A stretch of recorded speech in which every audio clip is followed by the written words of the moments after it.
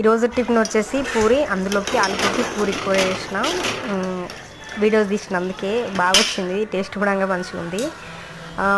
దోశ వేద్దాం అనుకున్నా కానీ నేను ముందే నానబెట్టుకోలేను బియ్యం కానీ మినపప్పు కానీ, అందుకని అప్పటికప్పుడు ఈజీగా అయిపోయేది ఏముందంటే పూరి, అందుకని పూరి చేసిన. పిల్లల్ని అడిగితే కూడా పూరి చేయమన్నారు, అందుకే వీడియో తీసిన. వీడియోస్ అప్లోడ్ చేయకూడంగా దగ్గర నెల అవుతుంది. ఎందుకంటే మా అన్న కూతురు పెళ్ళి ఉండే మొన్న 13కి పెళ్ళి అయిపోయింది. ఇక అక్కడనే ఉన్నాం, వారం 10 రోజుల వరకు అక్కడనే ఉన్నాం కాబట్టి వీడియోస్ తీయడం కుదరలేదు.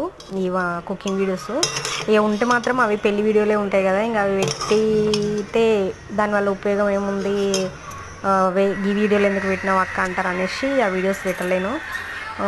ఈ కుకింగ్ ఏమో అక్కడ చేయడం ఇంకా కుదరలేదు, నాకు ఈ వంట వీడియోలు చేయడం అక్కడ కుదరలేదు.